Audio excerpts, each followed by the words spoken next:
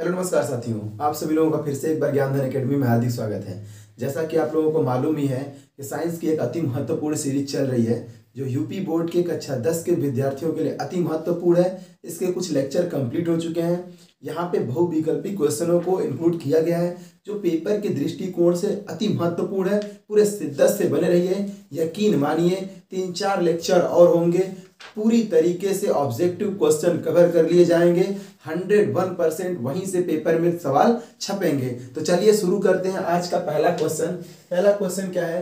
पित्तरस का निर्माण होता है। अब लड़के गलती करेंगे। लड़के क्या करेंगे? गलती करेंगे। ऑप्शन चलेंगे। पहले पित्ताशय दिया है, जैसे मार देंगे और ये क्वेश्चन का आंसर क्या हो जाएगा? गलत हो जाएगा। रीजन क्या है? बात कर ले पित्तरस की ना। पित्तरस निर्माण कहाँ होता है? ध्यान दीजिएगा, दूर दूर तक देखिए, नाम में संबंध नहीं है। यकृत यानी लीवर में होता है। अब लीवर क्या है? ध्यान दीजिए, लीवर यानी यकृत क्या है? सबसे बड़ी ग्रंथि है ना। सबसे बड़ी ग्रंथि कौन है? लीवर है। अब अगला अगर बात करें इसमें और क्या बनता है? हिपेरिन है ना। हिपेरिन बनता है। Heparin anti blood clotting agent है ना। एंटी ब्लड क्लॉटिंग एजेंट मतलब ये शरीर के अंदर रक्त को जमने से क्या करता है? रोकता है। अब अगर बात कर ले यकृत है ना, तो पित्तरस का निर्माण कहाँ हुआ? यकृत में। ये स्टोर कहाँ होता है ना? स्टोर यानी इकट्ठा कहाँ होता है? ये इकट्ठा होता है पित्ताशय में ना। हाँ, पित्ताशय में ये इकट्ठा होता है और बनता कहाँ पे है? यकृत में। तो हम लोग अगर देखें तो पित्ताशय बता ही दिए पित्तरस का स्टोर करता है, बट पूछा है निर्माण कहाँ होता है, तो कहाँ पे होता है निर्माण? इसका यकृत में होता है। तो इसका ऑप्शन कौन सा सही हो जाएगा? ऑप्शन नंबर 2 करेक्ट हो जाएगा। पीयूष ग्रंथि की बात कर लें, सबसे छोटी ग्रंथि है ना। शरीर में पाए जाने वाली सबसे छोटी ग्रंथि कौन सी है? पीयूष ग्रंथि। इसी को मास्टर ग्रंथि के नाम से भी जाना जाता है। अग्नाशय दूसरी सबसे बड़ी ग्रंथि ना। पहली सबसे बड़ी ग्रंथि यकृत और दूसरी सबसे बड़ी ग्रंथि अग्नाशय। तो इस क्वेश्चन का राइट आंसर क्या है? यकृत। चलिए अब अगला क्वेश्चन ध्यान दीजिए, महत्वपूर्ण क्वेश्चन है। कह रहा विटामिन बी का रासायनिक नाम है। खटाखट छापिए। तो अगर बात कर ले विटामिन ए का क्या नाम है? रेटिनाल। ध्यान दीजिएगा, विटामिन ए रेटिनाल। कौन सा रोग विटामिन ए की कमी से? रतौंधी। विटामिन बी का केमिकल नाम अगर बात कर ले तो थायमीन है ना। विटामिन बी हो गया थायमीन। विटामिन सी हो गया एस्कॉर्बिक एसिड है ना, एस्कॉर्बिक अम्ल। और विटामिन डी की बात कर ले कैल्सीफेरॉल ना। हाँ, कैल्सीफेरॉल। ठीक है। अब विटामिन ई की बात कर ले तो टेकोफेरॉल। टेकोफेरॉल। ठीक। विटामिन के की बात कर ले तो फिलोकिनोन। फिलोकिनोन। ठीक है। विटामिन ए की कमी से रेटिनाल है ना। हाँ, रेटिनाल तो इसका नाम है रतौंधी। ठीक है। कमी से रोग रतौंधी हो जाएगा। Vitamin B beriberi. अब विटामिन सी विटामिन स्कर्वी। अब विटामिन डी की कमी से रिकेट्स। अब विटामिन सी की कमी से ध्यान दीजिएगा, अब विटामिन सी हो गया स्कर्वी, विटामिन डी हो गया रिकेट्स। विटामिन ई की कमी से जनन अंग क्षमन क्षमता में कमी। जनन क्षमता में कमी। विटामिन के की कमी से रक्त का थक्का नहीं जमता। रक्त का थक्का नहीं जमता। ध्यान दीजिएगा, विटामिन के की कमी से रक्त का थक्का नहीं जमता। हमसे क्वेश्चन क्या पूछा है? विटामिन बी का रासायनिक नाम। तो विटामिन बी का रासायनिक नाम क्या है? थायमीन। ऑप्शन नंबर 4 क्या होगा? करेक्ट हो जाएगा। चलिए अगला क्वेश्चन ध्यान दीजिए। कह रहा किसी भी तत्व की संयोजकता निर्भर करती है। मतलब कोई भी तत्व है उसकी संयोजकता किस पे निर्भर करती है? ध्यान दीजिए, अगर इस बला की बात कर रहे हैं संयोजकता की, तो ध्यान दीजिए कोई भी तत्व का जो परमाणु होता है वो अपनी भारी कक्षा को पूरा करने के लिए जितना इलेक्ट्रॉन को लेता है या फिर देता है या फिर साझा करता है ना, वहीं उस तत्व की क्या कहलाती है? संयोजकता कहलाती है। मतलब ये कि संयोजकता केवल और केवल किस पे निर्भर करेगी? इलेक्ट्रॉन की संख्या पर। अब अगर बात करें इलेक्ट्रॉन पे कितना चार्ज होता है, तो -1.6 इंटू 10⁻⁻19 कूलाम, ये इलेक्ट्रॉन पे चार्ज हो गया। प्रोटॉन पे कितना होता है? प्रोटॉन पे +1.6 इंटू 10⁻⁻19 कूलाम। न्यूट्रॉन पे कितना चार्ज होता है? 0। ध्यान दीजिएगा, ये इलेक्ट्रॉन प्रोटॉन न्यूट्रॉन है क्या? ये मूल कण होते हैं। ये क्या है? मूल कण। इन्हीं से मिलके परमाणु का क्या होता है? निर्माण होता है। ठीक है। तो क्वेश्चन क्या पूछा, सौरजकता किस पे निर्भर करती है, तो केवल और केवल किस पे, इलेक्ट्रॉन की संख्या पर। चलिए अब अगला क्वेश्चन देखिए। अगला क्वेश्चन ध्यान दीजिए, कह रहा त्रिक का नियम निम्नलिखित में किसके द्वारा प्रस्तुत किया गया। एकदम इंपॉर्टेंट क्वेश्चन है। पहले त्रिक नियम ये है किस चैप्टर में, ध्यान दीजिएगा, तत्वों का वर्गीकरण, है ना, तत्वों का वर्गीकरण वाले पाठ में ये एक थ्योरी है न्यूलैंड का अष्टक नियम, है ना। कौन कौन सी थ्योरी है, न्यूलैंड्स का अष्टक नियम। ध्यान दीजिए, इन्होंने अष्टक नियम दिया था, किसने, न्यूलैंड ने। डोबे राइनर भी थे, डोबे राइनर भी थे, इन्होंने त्रिक नियम प्रस्तुत किया था ना। डोबे राइनर ने क्या किया, त्रिक नियम प्रस्तुत किया। मेंडलीफ ने क्या किया, मेंडलीफ ने अपनी आवर्त सारणी प्रस्तुत की ना, मेंडलीफ ने अपने आवर्त का नियम प्रस्तुत किया।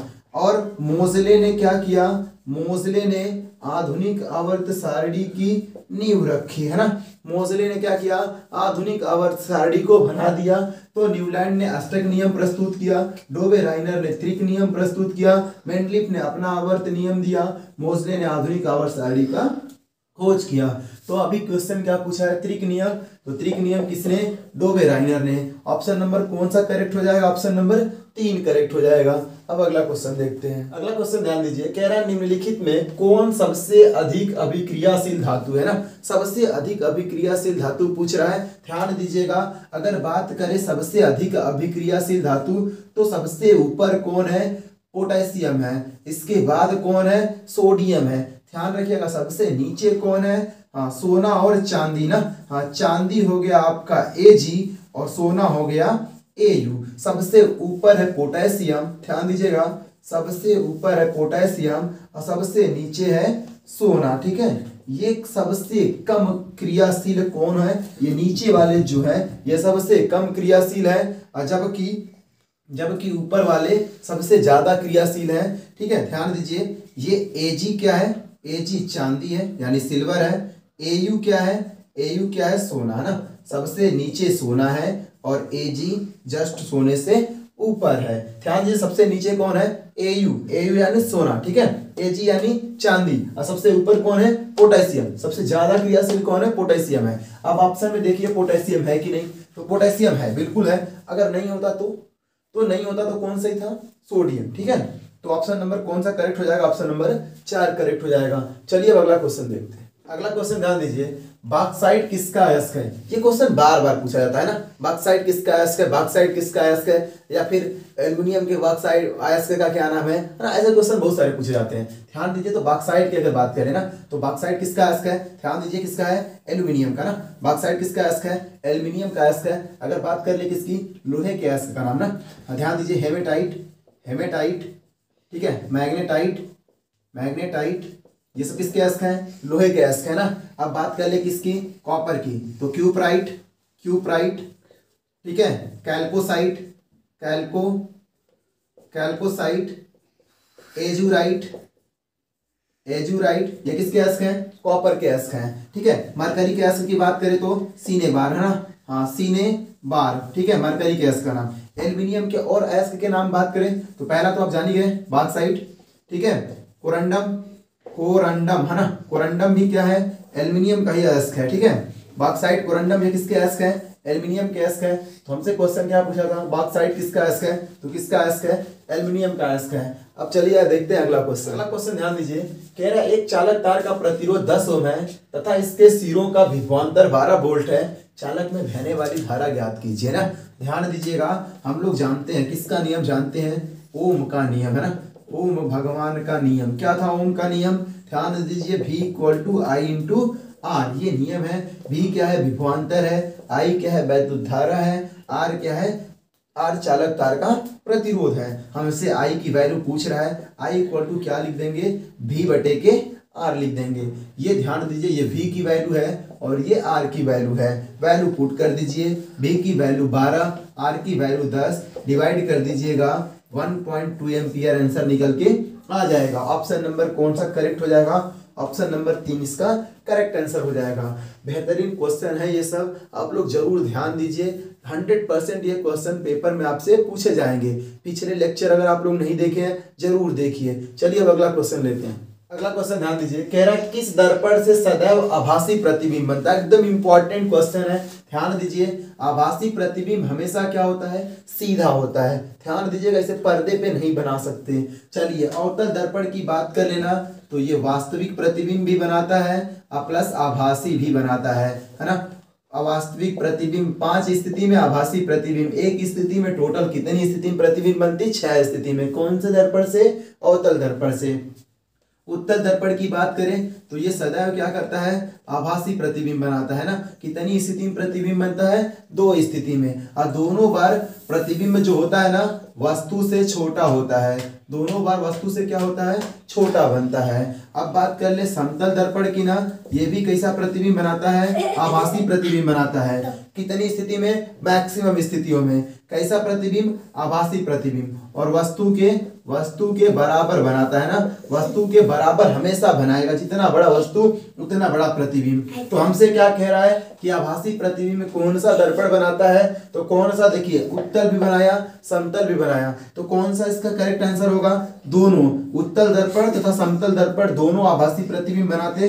करेक्ट आंसर क्या हो जाएगा, ऑप्शन नंबर 4 हो जाएगा। लेकिन अगर पूछता आभासी प्रतिबिंब केवल और वास्तविक प्रतिबिंब केवल किससे बनता है, तो किससे बनता है, अवतल दर्पण से। वास्तविक प्रतिबिंब हमेशा अवतल दर्पण ही बनाता है। तो ये क्वेश्चन भी आप ध्यान रखिएगा। और अगर आभासी पूछा तो दोनों बनाएगा। तो चलिए इसका करेक्ट आंसर क्या हो गया, ऑप्शन नंबर 4 हो गया। अब अगला क्वेश्चन देखिए। अगला क्वेश्चन ध्यान दीजिए, बेहतरीन क्वेश्चन है। धातु को पतले तार के रूप में खींचने की क्षमता को क्या कहते हैं ना, पतले तार के रूप में खींचने की क्षमता। देखिए ध्यान दीजिए, कुछ गुण होता है ना। तन्यता क्या होती है, पतले तार के रूप में खींचना ना। हाँ, पतले तार के रूप में धातुओं को खींचना सबसे ज्यादा किसकी होती है, सोना की ना। सबसे ज्यादा किसका है, सोना का। कितनी होती है, 1 ग्राम में 2 किलोमीटर लंबा वायर खींचा जा सकता है।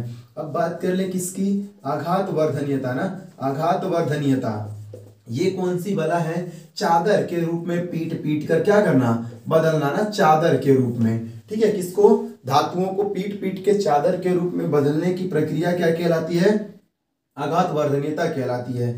सबसे ज्यादा ये भी किसका है, ये भी सबसे ज्यादा किसका है, सोना का है। ध्यान दीजिए, तो क्वेश्चन हमसे क्या पूछा है, तार के रूप में खींचने के लिए ना। तो तार के रूप में, पतले तार के रूप में क्या चीज, ऑप्शन इसका दूसरा सही हो जाएगा, तन्यता हो जाएगा। अगर बात करें लचीलापन का, लचीलापन मतलब जो धातुएं हम कह रहे हैं कि एल्युमिनियम की फॉइल लीजिएगा ऐसे करिएगा, आराम से देखिए टेढ़ा। एल्युमिनियम का रॉड लीजिएगा ऐसे झटका में टेढ़ा करिएगा, हल्का टेढ़ा हो जाएगा। तो जो जितना ज्यादा लचक जिसमें होगी उसमें उतना ज्यादा लचीलापन होगा। भंगुरता का मतलब पटक देने पे छीटा जाए, टूट जाए। कांच ले लीजिए, कांच को पटक दीजिए, कांच पूरा छीटा जाएगा ना, तो भंगूर हो गया। ठीक है, तो ये भंगुरता हो गई, गुण है। ये सब गुण है ना, ये सब गुण है। आघात वर्धनीयता चादर के रूप में बदलने का, तन्यता तार के रूप में बदलने का, लचीलापन लचकने का, भंगुरता यानी छटक के अलग अलग हो जाने का। तो क्वेश्चन, इस क्वेश्चन का राइट आंसर क्या है, तन्यता सही हो जाएगा। अब चलते हैं अगला और आखिरी क्वेश्चन देखेंगे आज के क्लास का। चलिए अगला क्वेश्चन, आखिरी क्वेश्चन एकदम बेहतरीन है, ध्यान दीजिए। कह रहा है अम्ल का पीएच मान होता है ना, पीएच मान पूछ रहा है किसका, अम्ल का। हम आप लोगों को बताए हैं पीएच पैमाना कहां से कहां तक चलता है, 0 से 14 तक ना। 0 से 14 तक 7 वाला पॉइंट मिड पॉइंट है, जिसपे क्या होता है, कोई भी द्रव उदासीन होता है ना। और किसका पीएच वैल्यू 7 होता है, शुद्ध जल का पीएच मान कितना, 7 होता है। 7 से अधिक चलिएगा तो क्या होगा, क्षार। 7 से अधिक पे चलिएगा तो क्या होगा, क्षार। 7 से कम जिसकी पीएच वैल्यू होगी वो क्या होगा, अम्ल होगा। तो हमसे क्या कहा है, अम्ल का पीएच मान होता है, तो 7 से क्या होगा, अम्ल का पीएच मान कम होगा। तो 7 से कम, ऑप्शन नंबर 2 इसका क्या होगा, करेक्ट हो जाएगा। आज के क्लास में इतने क्वेश्चन इंक्लूड किए गए थे। डेली 10-10 क्वेश्चन कराए जाएंगे। पूरा शिद्दत से ये सीरीज ले लीजिए, 15-20 मिनट का लेक्चर है। यकीन मानिए बहुत बेहतर रिजल्ट देखने को मिलेगा। तो अगर साथियों आपको ये क्लास पसंद आई है तो क्लास को लाइक और शेयर जरूर करिएगा। चैनल पे नए हैं तो चैनल को सब्सक्राइब कर लीजिए। मिलते हैं इसी कड़ी में अगले क्लास में, तब तक के लिए धन्यवाद।